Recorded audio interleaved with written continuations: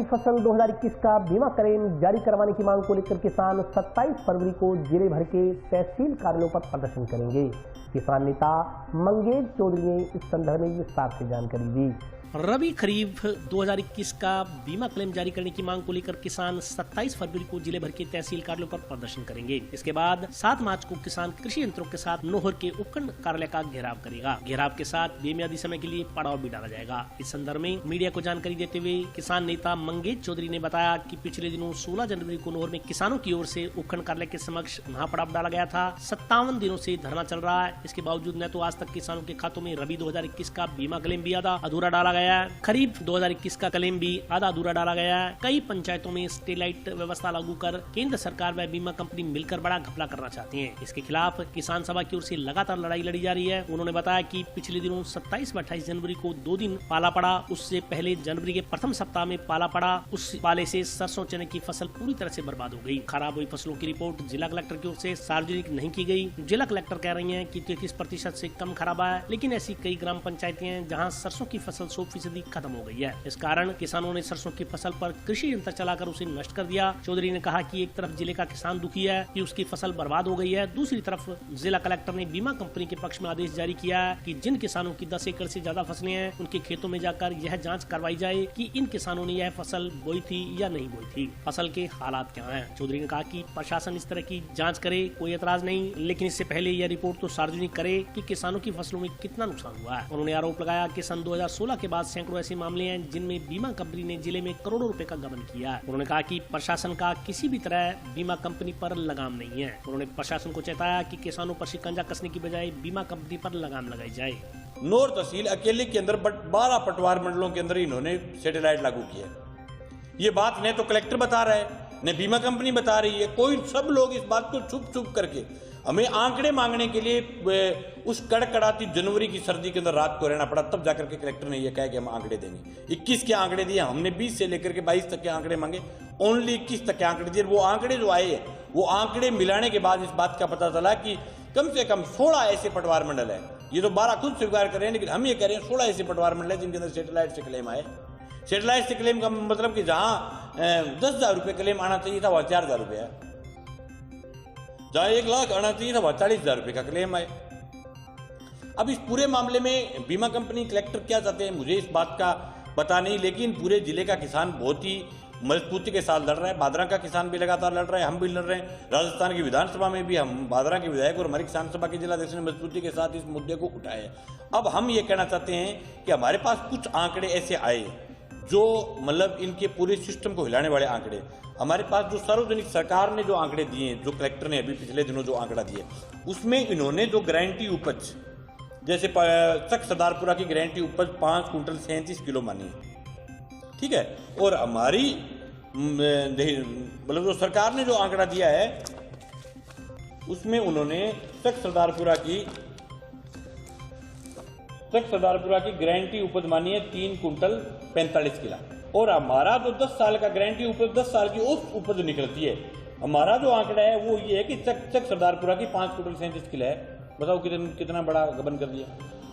ये आंकड़े सार्वजनिक ही नहीं कर रहे हैं। हर पटवार मंडल में इस प्रकार से, इसी प्रकार से चक सरदारपुरा के अंदर ये हालात। चक सरदारपुरा की गारंटी उपज 4 कुंटल 60 किलो मान रही है सरकार, और हमारी ये मानना है कि गारंटी उपज हमारी 5 कुंटल 37 किलो होनी चाहिए थी। 5 कुंटल 37 किलो का मतलब ये हुआ कि जैसे चक सरदारपुरा में वास्तविक उपज जो हुई है वो है 3 कुंटल 90 किलो, ठीक है। और जो मतलब जो इल्ड जो हुई है इसी हिसाब से हमारा खराबा बन जाता, लेकिन इन्होंने गारंटी उपज को ऊंचा दिखा दिया। ये पहली बार थोड़ा अगर एक पंचायत में 2,000 का, 3,000 का, 4,000 का गबन देखे तो कम से कम 100 करोड़ रुपए का तो ये गबन है। सैटेलाइट नाम की एक अलग चिड़िया ला करके यहाँ फंसा दी, उसका कोई मतलब नहीं है। लेकिन अब जो नई बात जो कल से शुरू हुई है, यहाँ के कलेक्टर ने आदेश दिए हैं बीमा कंपनी के पक्ष में। कलेक्टर कह रही है कि 10 हेक्टेयर से ज्यादा जिन किसानों ने जमीन बेची है उनकी जाकर के खेत को देख करके आओ। हमें इस बात से कोई एतराज नहीं, जाकर के खेत देखो, लेकिन आप खेत देखने से पहले आपके पटवारी और ग्राम सेवक ये तो देखो कि जिले के अंदर कितनी फसलें बर्बाद हो गई, उनका आपने खराबा रिपोर्ट बनाया कि नहीं बनाया। बीमा कंपनी के पक्ष में आपने ये आदेश दे दिया कि जाकर के 10 हेक्टेयर से ऊपर की जितनी बुआई हुई है उसने जो क्लेम कटवाए उसके आधार पर हुई है या फर्जी हुई है या असली हुई है, ये जांच करने का आदेश दिए जिला कलेक्टर हनुमानगढ़। साथियों, पिछले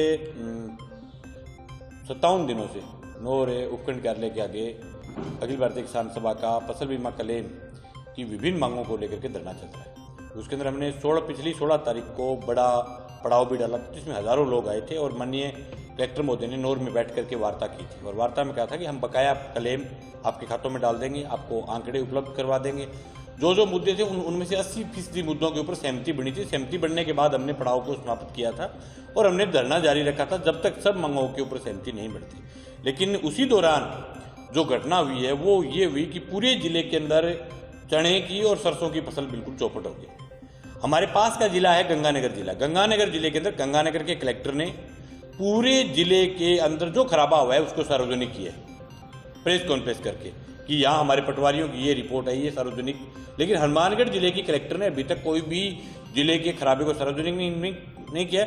और जहाँ तक हमारे पास जानकारी है, प्रशासन 10%, 15%, 20% इस प्रकार का खराबा मान रहा है, जो कि सरासर पूरे जिले के किसानों के साथ अन्याय है। पूरे जिले के अंदर सरसों जो है वो 80% से ज़्यादा सिर्फ नहीं केवल नोहर भादरा में बल्कि पीलीबंगा में भी, टीबी में भी, संगरिया में भी, हनुमानगढ़ में, पूरे जिले में सरसों जो है बिल्कुल खत्म हो गई। चने की फसल बर्बाद हो गई और भी जो बाकी फसलें हैं उसमें भी लगातार नुकसान हुआ है पाड़ा पड़ने के कारण। और पाड़े के बाद जो इस समय जो बारिश होती है, बारिश नहीं होने के कारण पूरे जिले की फसलें बर्बाद हुई। लेकिन जिले का प्रशासन अभी तक इस मामले में टस का मस नहीं है, कोई इनके पास सार्वजनिक रिपोर्ट नहीं है। इन्होंने पटवारियों से क्या रिपोर्ट ली, और मैं आपको बताना चाहता हूँ, मेरे पास एक कल के अखबार की कॉपी है, जबकि हमारे थोड़ी सी दूर का जिला सीकर जिले के अंदर फसल खराबा तय करके राजस्थान सरकार ने 94 करोड़ रुपए का वहां मुआवजा भी भिजवा दिया वहां के कलेक्टर की त्वरित कार्रवाई के कारण। दातारामगढ़ के अंदर 50% से ज्यादा का खराबा हुआ और 94 करोड़ रुपए का कोऑपरेटिव बैंक को राजस्थान सरकार ने मुआवजा दिया। जो पिछले बजट घोषणा के अंदर इन्होंने जो कहा है कि हम सब जगह मतलब वो करवा रहे हैं खराबा रिपोर्ट, ये तो सरासर कंपनी को फायदा देने का केंद्र सरकार का ये प्लान था। सबसे पहले केंद्र सरकार ने जब कंपनी के साथ बैठ करके जब सेटलमेंट किया तो केंद्र सरकार ने ये छूट दे दी कि ठीक है सैटेलाइट को लागू कर दिया जाए, चाहे इसका एक ऑप्शन रखा था कि क्रॉप कटिंग के बीच में डैश लगा कर कह दिया क्रॉप कटिंग विद सैटेलाइट, तो उसका फायदा मिल गया। उसमें राज्य सरकार ने भी आंकड़े केंद्र सरकार से मांगे, राज्य और केंद्र दोनों सरकारें मिली, इसमें कोई दो नहीं, दोनों सरकारों की भागीदारी है।